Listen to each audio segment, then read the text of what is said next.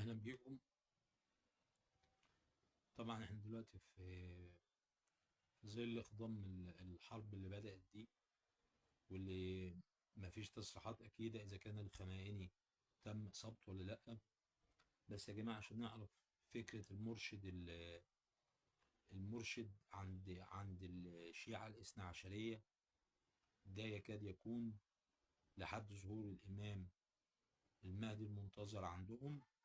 ده يعتبر هو وسيلة التواصل والكلام، يعني شبه كلامه كلام مقدس، فمعنى قتله دي حاجة كبيرة جدا عند الشيعة الاثنى عشرية.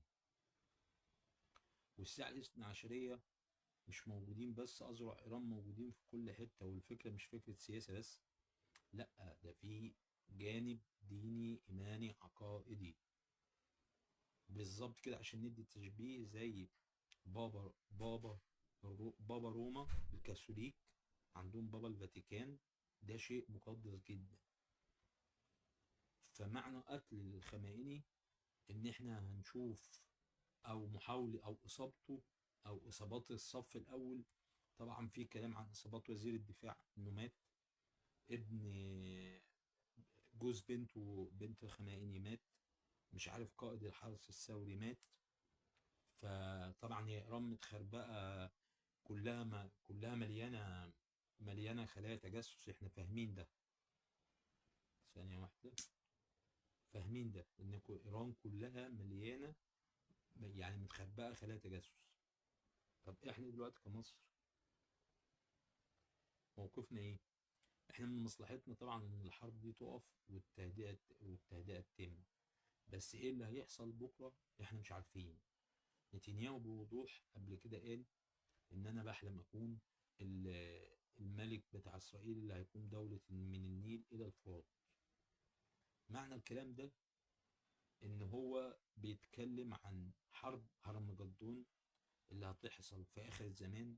الحرب دي موجودة في معظم الأديان، موجودة في الدين المسيحي بتصور ما وفهم ما، موجودة في الدين الإسلامي بتصور ما، موجودة عند اليهودي عند الدين اليهودي بتصور ما. المهم في الآخر إن التصور المتطرف عند بعض اليهود وبعض المسيحيين إن لازم يتم إقامة دولة إسرائيل الكبرى عند المسيحيين، اللي هم يعتبروا تابعين للإنجيليين في أمريكا. في طائفة كتيرة في فهمهم وتفسيرهم لبعض نصوص الكتاب المقدس إن المسيح مش هينزل إلا لما تقام دولة إسرائيل الكبرى. آدي كده المسيحية، فهم بيساعدوا إسرائيل بطريقة غير مباشرة لإقامة دولة إسرائيل الكبرى التي تمتد من النيل إلى الفرات. يعني هم جايين لنا من الآخر في مصر. هي مسألة وقت، ما جوش واحنا عايشين، هيجوا في ال50 سنة الجايين. هم جايين هم هيحاولوا. المهم احنا هنعمل ايه على المدى البعيد. وعندك اليهودية مؤمنين ان هم آه، هينزل لهم المسيح المنتظر. طبعا هم مش مؤمنين بالمسيح اللي هو سيدنا عيسى ابن مريم اللي احنا مؤمنين بيه كمسلمين، هم مش مؤمنين بيه. لسه المسيح المخلص بتاعهم هينزل اول ما يتم اقامة هيكل سليمان. عشان كده دايما بيعملوا حفريات وعاوزين يقيموا على اثار بيدعوا ان في اثار لهيكل سليمان، عاوزين يعملوه تاني عشان المسيح ينزل، المسيح المنتظر بتاعهم، ويقام دولة اسرائيل الكبرى. طب واحنا كمسلمين مؤمنين ان في المهدي هيجي في اخر الزمان، وهتقام حرب بيننا وبين اليهود. طب بعيد بقى عن كل الكلام ده، ماشي، اللي قد يكون في جزء صحيح قد يكون في جزء خطأ.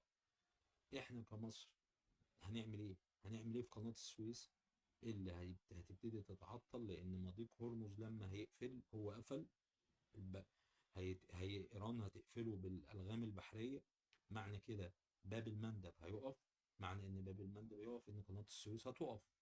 طيب، وتتأثر. زائد تدخل الحوثيين، هيضربوا صواريخ على البحر الأحمر على السفن والحاجات. طيب برضه هيقفلوا باب المندب. طب احنا هنعمل ايه؟ ودورنا ايه؟ احنا نتمنى ان الحرب دي تقف طبعا، نتمنى ان هي تقف. تاني حاجة الغاز اللي بناخده من إسرائيل علشان الكهرباء، سواء انت رضيت قبل ما ترضى الواقع بيقول ان احنا بنستورد الغاز من إسرائيل. طب الأهداف بتاع إيران بمنتهى الوضوح ضرب بنك معين من الأهداف، من ضمنها حقول الغاز ومحطات الغاز. إذا الغاز اللي هيجي لنا هيبتدي يتأثر. احنا مش بنتكلم على بكرة أو بعده أو كمان أسبوع، احنا بنتكلم في حالة إن الحرب لو طالت. برضو هنا السؤال، هنعمل إيه؟ ايه المنتظر؟ طبعا احنا المفروض نسعى دبلوماسيا لوقف الحرب دي بأي طريقة، بس انا بتكلم في حالة استمرار الحرب هيبقى ايه السيناريوهات اللي عندنا، ايه اوراق الضغط اللي معانا. تاني حاجة، هل هنتفرج على الدول الشقيقة الداعمة للنظام المصري والداعمة لينا، زي السعودية، زي الامارات، زي الكويت، زي البحرين، زي الاردن؟ الدول دي كلها بتتهاجم، وإيران مش بتهاجم القواعد الأمريكية بس، لا ده بتهاجم مطارات وبتهاجم حتت مدنية. هل دي أخطاء منها؟ هل ده رد فعل انتقامي؟ هل أخطاء في تقدير المسافات في الطائرات المسيرة والحاجات دي؟ محدش عارف. برضو إحنا موقفنا إيه؟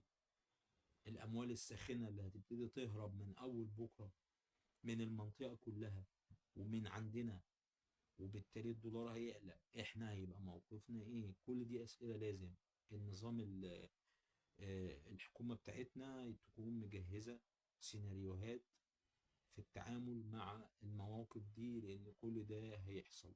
طبعا احنا نتمنى ان الحرب دي تقف، نتمنى عدم اهدار دم اي انسان من اي دين، نتمنى نعيش في تسامح وهدوء، نتمنى ان اسرائيل والمتطرفين اليهود والمتطرفين المسيحيين اللي مؤمنين بأفكارهم يفشلوا في خلق الحرب العالمية الثالثة اللي هم بيحلموا بيها.